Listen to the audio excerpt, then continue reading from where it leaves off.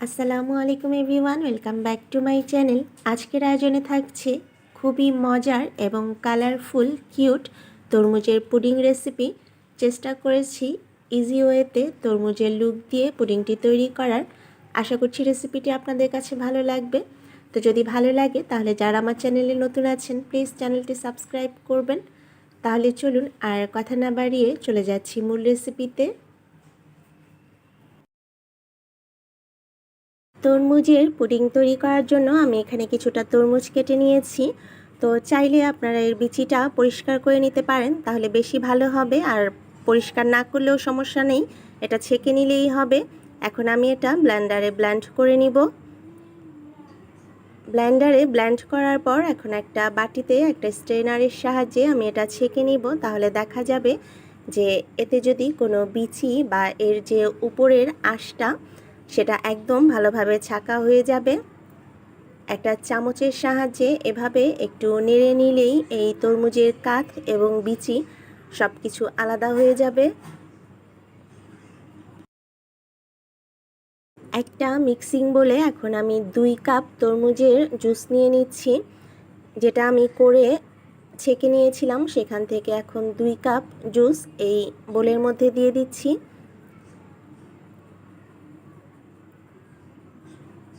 এবং এর মধ্যে এখন আরও অ্যাড করে দিব হাফ কাপ চিনি। তো আমি এখানে হাফ কাপ চিনি দিয়েছি, আপনারা অবশ্যই আপনাদের টেস্ট অনুযায়ী দিয়ে নেবেন। যদি তরমুজ বেশি মিষ্টি হয় চিনি কম দিলেও চলবে। দিয়ে দিচ্ছি 1 টেবিল চামচ আগার আগার পাউডার। এবার এই সব কিছু একদম ভালোভাবে মিক্স করে নিব। চিনি এবং আগার আগার পাউডারটা যেন ভালোভাবে মিশে যায় সেদিকে লক্ষ্য রাখবো। চুলায় দিয়ে এখন এই মিশ্রণটাকে ভালোভাবে জাল করে নিব। আর এটা কিন্তু খুব বেশিক্ষণ জাল করতে হবে না, দেখা যাবে যে এটা বলক আসলেই তারপর চুলা থেকে নামিয়ে নিতে হবে। আর দেখতে হবে যেন চিনিটা গলে যায়। তো মিশ্রণটা কিছুটা ঘন হয়ে যাচ্ছে, যেহেতু এখানে আগার আগার পাউডার দেয়া আছে তাই এটা কিন্তু খুব বেশি ঘন করা যাবে না। জাস্ট একটা বলক আসলেই আপনারা এটা চুলা থেকে নামিয়ে নেবেন। তো আমার মিশ্রণটায় বলক চলে এসেছে, এখন আমি চুলাটা বন্ধ করে দিব এবং যে বাটিতে পুডিংটা সেট করব সে বাটিতে গরম থাকা অবস্থাতেই এটা ঢেলে নিব। লক্ষ্য রাখতে হবে যেন মিশ্রণটা ঠান্ডা হয়ে না যায়। পুডিংটা সেট করার জন্য আমি এরকম একটা বাটি নিয়েছি। এখন গরম গরমই আমি এই বাটির মধ্যে পুডিংয়ের মিশ্রণটা ঢেলে দিব। তো এটা কিন্তু ঠান্ডা হয়ে গেলে দেখা যাবে যে যে পাত্রে ছিল সেখানেই সেট হয়ে যাবে, কারণ এখানে আগার আগার পাউডার দেওয়া আছে। তো আপনারা আপনাদের পছন্দ মতো যে কোনো বাটিতে পুডিংটা সেট করতে পারেন। এর উপরে অনেক বাবলস দেখা যাচ্ছে, তো একটি স্টিক দিয়ে আমি এভাবে নেড়ে নেড়ে বাবলসগুলো দূর করে নিব। এটা আপনারা কাঁটা চামচের সাহায্যেও করতে পারবেন। এরপর আমি পুডিংটা ঠান্ডা করে নিব। আর এই লেয়ারটা একদম ঠান্ডা হয়ে গেলে তারপরই এর উপর আমি দ্বিতীয় লেয়ারটা দিব। তো দেখা যাবে যে ফ্যানের নিচে 1 ঘন্টা রাখলেই এটা ঠান্ডা হয়ে যাবে এবং ঠান্ডা হয়ে গেলেই এটা একদম জমে যাবে। তো খুব বেশি সময় লাগবে না। তো এর মধ্যে আমি দ্বিতীয় লেয়ারটা তৈরি করে নিব। পুডিংয়ের জন্য এখন দ্বিতীয় লেয়ারটা তৈরি করে নিব। আর এর জন্য এখানে নিয়ে নিচ্ছি 1 কাপ জাল করা লিকুইড দুধ এবং এর সাথে আরও অ্যাড করে দিচ্ছি 1/3 কাপ কনডেন্স মিল্ক। তো আমি এখানে কনডেন্স মিল্ক ব্যবহার করেছি, আপনারা চাইলে এখানে চিনিও দিতে পারেন। দিয়ে দিচ্ছি 1 চা চামচ আগার আগার পাউডার এবং দিয়ে দিচ্ছি ভ্যানিলা এসেন্স। এখানে আমি 1 চা চামচের মতো ভ্যানিলা এসেন্স দিয়েছি। দুধের এই মিশ্রণটাকেও এখন একটা হ্যান্ড উইক্সের সাহায্যে ভালোভাবে মিক্স করে নিব যেন সব কিছু একসাথে মিশে যায়। এরপর চুলায় দিয়ে এটা জাল করে নিব। তো এই মিশ্রণটাও চুলায় দিয়ে দেখা যাবে যে খুব বেশিক্ষণ জাল করতে হবে না, দেখা যাবে যে বলক আসলেই এটা হয়ে যাবে। তো আমার চুলায় এই দুধটা কিন্তু বলক চলে এসেছে, এখন আমি এটা চুলা থেকে নামিয়ে নিব। পুডিংয়ের প্রথম লেয়ারটা ঠান্ডা হয়ে একদম জমে গিয়েছে। এখন এর উপর আমি দ্বিতীয় লেয়ারটা ঢেলে দিব। তো লক্ষ্য রাখতে হবে যখন আপনারা এই পুডিংয়ের লেয়ারটা দিবেন, নিচের লেয়ারটা অবশ্যই একদম ঠান্ডা হয়ে জমে যেতে হবে এবং উপরে কিন্তু একদম গরম দুধটাই পুডিংয়ের উপর দিতে হবে। তা না হলে দেখা যাবে যখন আপনারা পুডিংটা কাটবেন এটা পার্টে পার্টে খুলে যাবে।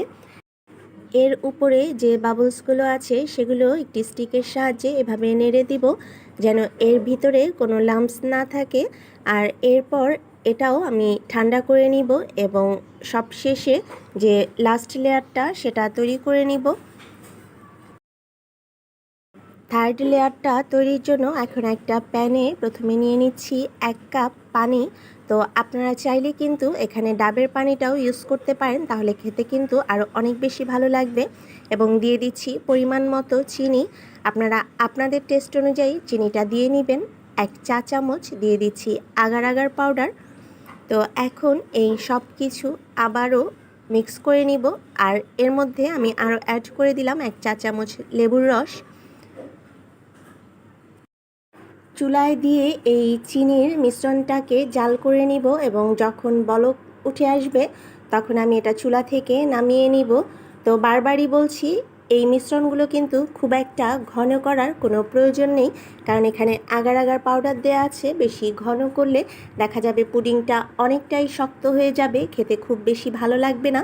তো আমার এই চিনির পানির মিশ্রণটা বলক চলে এসেছে। আর যেহেতু আজকে তরমুজের মতো করে পুডিংটা তৈরি করব, তাই এই থার্ড লেয়ারে আমি গ্রিন ফুড কালার অ্যাড করে দিলাম। তো ফুড কালার দেওয়ার পর এটা আমি এখন চুলা থেকে নামিয়ে নিব। পুডিংয়ের এই সেকেন্ড লেয়ারটাও কিন্তু ঠান্ডা হয়ে জমে একদম সেট হয়ে গিয়েছে। এখন এর উপর আমি একদম লাস্ট লেয়ারটা ঢেলে দিব এবং অবশ্যই একদম গরম গরম ঢেলে নিতে হবে।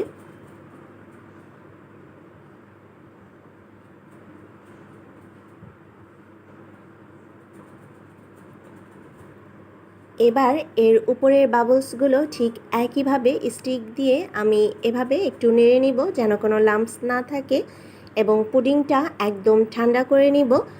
এটা ঠান্ডা হয়ে গেলেই কিন্তু জমে যাবে, এটা হতে খুব একটা সময়ও লাগবে না। আর এরপর আপনারা ফ্রিজে রেখে এটা পরিবেশন করতে পারেন। পুডিংটা ঠান্ডা হওয়ার পর এটা আমি একটু ফ্রিজে রেখেছিলাম, কারণ যে কোনো ডেজার্ট বা এই ধরনের জিনিস ঠান্ডা খেতেই বেশি ভালো লাগে।